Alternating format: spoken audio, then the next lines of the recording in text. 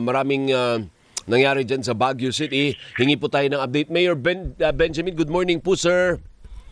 Good morning, Alvin. Good morning sa ating mga listeners. Opo, may update po ba tayo sa Baguio? I understand po, ilan na bang namatay sa Baguio? Parang 6 na po ba sa inyo ngayon? Well, lumalabas na 10 yung 10? Fatalities natin at 12 yung survivors. My goodness. So, na-extract na natin yung last 2 kaninang 2:45 early in the morning. Kaya accounted na lahat ng mga missing. Opo, so babaguhin po namin yung update namin kasi yung report namin kanina parang may nabasa ako 6. So ngayon po, 10 na po yung namatay. Oo, 10 na. Kasi 6, ayaw pa naman namin banggitin kasi missing pa lang yung 4 nun. Kaya search and rescue pa naman yung aming mode doon. Kaya hindi namin dinedeclare na patay na sila. Pero ngayon po na-confirm na. Confirm na lahat. Oh my God. Na 10 talaga yung fatalities natin. Nakikiramay po kami Alvin. bilang ama ng Baguio City. Siyempre masakit po 'yan sa tatay ng syudad. Pero wala naman tayong magawa dahil yan hindi naman natin ipinanalangin. At saka wala nature yan, Mayor. Ito yung mga natabunan ng lupa. Tama yan, Alvin. 3 bahay yon.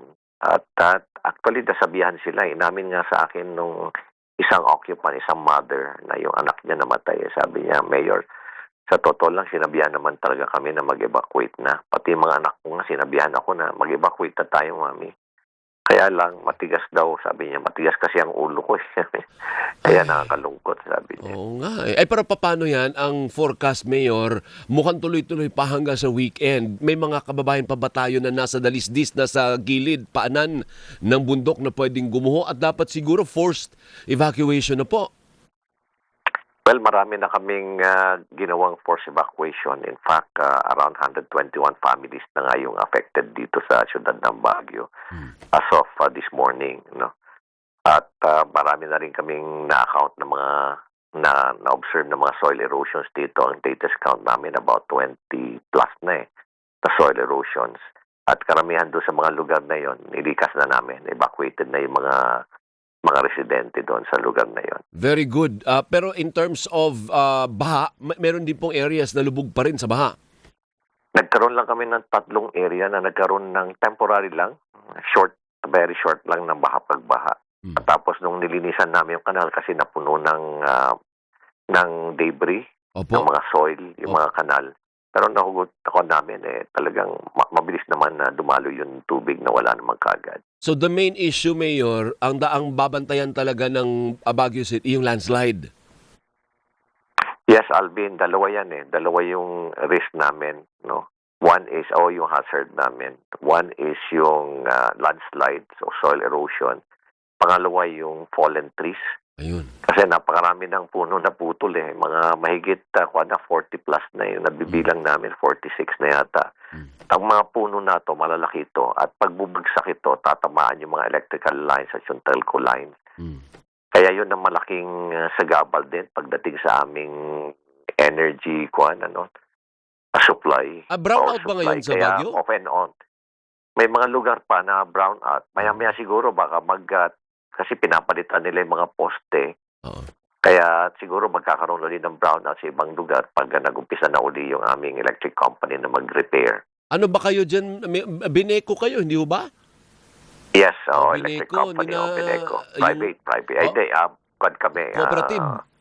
Cooperative. Yung executive director ng PhilReca, taga Baguio, si Attorney Kulingan, ay sana ma-action Yes, naman at oo. maayos naman yung performance niyan. Ano ang magiging diskarte, anong game plan po ng Baguio City? Yaman din lang na finorcast na magtutuloy-tuloy ang masungit na panahon. Well, umiikot ang aming mga geotechnical engineers, mga structural engineers. Pinupuntahan yung mga lugar na nagkaroon ng soil erosion. Tinitingnan kung may mga soil stress, signs of soil stress. Katulad nung nakita namin dito sa Gisad Surong, nagkaroon na talaga ng mga signs yan Oh. Kaya nga, sinabihan na yung mga residente na lumikas na. So, yun ang ginagawa namin ngayon. Siguro pang matagalan. Ngayon, nakikipag-ugnayan na kami sa MGB para talagang gawan na talaga ng matinding comprehensive na geotechnical study. Kaya kasi alam mo, Alvin, ang kwan nito, meron kasing batas na pinayagan na mag-build ng above the 18 degree slope Mm. ang siyudad ng Baguio at Cebu City. Dalawa lang yan na pinayagan because of the character ng terrain to make it buildable. Kaya ganyan ang nangyari dito sa siyudad ng Baguio. Alam mo naman, Baguio talagang hilly at Hilly. rugged din yung mga ibang terrain dito. So what are you saying, Pero Mayor, pinayagan. na dapat i-revoke, dapat hindi payagan? Well, isa na to sa mga kasama doon sa aming comprehensive land use plan. 3 years naming revise yung aming CLUP and hopefully ma-approvean yan before the end of this year para ipapatupad na namin kasi kasama na doon yung multi-hazards. Opo. Mayor, paano yan? Pag ikaw ay nakatira sa na-identify na hazard, ikaw ba ay pwedeng persahin na umalis sa kinatatayuan mo o may compensation ba yan? Or how does it go? Alam mo, madaling sabihin na pwedeng paalisin ka agad Pero if you look at the entire city of Baguio and looking at the map of MGB, lumalabas na 80 to 85% sa Baguio talagang hazards Sus Mariosem. Ganong karami, Kaya 80 to paano paalisin 82%. yung mga tao na yan? Diyan na nakatira yan ng dekada. Kaya nga. Ng dekada na, di ba? Oo. So paanong diskarte mo as mayor? Well, kailangan lang talaga ng structural design. Tinitingnan talaga yan. Kasi may mga engineering solutions naman yan. So kaya naman gawan ng paraan, kumbaga, Mayor. Yes, meron naman mga engineering solutions yan. Kaya lang, ang problema, itong mga karamihan dito, mga informal settlers, bigla na lang magtatayo. Tapos tinato-tolerate. Oo.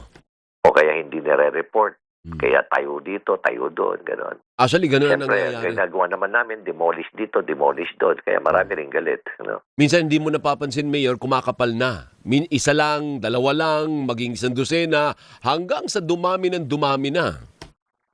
Yeah, broken window. Pag pinabaya mo, dadami yan. Kaya kailangan pa lang, inip mo na yung sabad. Tinatayo pa lang yung structure. Pa-demolish mo na kagad. Tama po. Siyempre, marami kang kaaway. Political risk din yan. Galit sa'yo, pati mga kamag-anak nila. Pero kailangan mong gawin Kaya pabayaan mo na lang muna yung politics dyan. Kailangan mo lang gawin yung tama. Tama, oo. Anyway, sa mga kababayan po natin na papuntang Baguio, supposedly naka-schedule po, pwede po ba silang umakyat o pag ganitong huwag na muna, huwag na kayong pumasok muna sa Baguio? Well, Alvin, ito ngayon ang kinagugulat ko, na napakalakas nung ulan at hangin nung weekend, pero marami pa rin mga turista at mga bisita umakyat na siyudad ng Baguio. May mga nakita pa nga mga turista na hindi na, naliligo na sa ulan, padas kumukuha ng mga pictures pa Kaya nakakatuwang tignan. Pero iwasan lang nila yung Canon. Dumaan sila sa Marcos Highway at Tangilian Road. Ayun. Kung sabagay, nakabook na kasi yung iba, Mayor Sayang yung gastos, kaya tinutuloy na rin. Pero mag-ingat po ang lahat ng mga turista ang pupunta. Tama yan, Alvin. Oo, ingat lang sila. At pagdating sa gabi, sumunod na lang sila at sundan na lang nila yung mga bus kasi yung mga bus drivers kabisado nila. Kasi kuminsan, dahil very foggy ngayon, mataas ang humidity Kaya kuminsan sa umaga, ang yung visibility, maabot lang ng mga 20 to 30 meters. Pero pagdating sa gabi, ang visibility mo, mga 5 meters lang Kaya kung bumabiyahe sila ng madaling araw o gabi, sundan lang nila yung bus na lang. Malamig ba ngayon, Mayor? Oo, malamig ngayon dito. Nasa range kami ng 17 to 21 degrees ngayon, araw-araw. Anyway, kailangan ba ng tulong from the national o kaya naman ng LGU ang problemang ito? Kaya naman namin. Very good. Kaya naman. At nandiyan naman lagi ang DSWD na malaki na kagad ang tinutulong sa amin. Very efficient ang ating DSWD. Tapos, na si Secretary Rex Gatchalian. Tapos, si Secretary Vince, nag-usap din kami kahapon. Kaya nakahingi rin kami ng tulong sa DPWH, lalo-lalo na yung ibang mga equipment nila. At the same time, meron namang naibigay ang ating presidente na rice program. First time nga kami magmula nung naging mayor ako, ngayon lang kami nakatanggap ng rice program. Kaya talagang malaking bagay yon sa aming mga constituents dito. Oh, I'm glad to hear that. Good luck. Alam ko pong kayang-kaya ng Mayor Benji Magalong yan. Ano po? Thank you, sir. Mabuhay po Maraming kayo. salamat, Alvin. Mabuhay ka.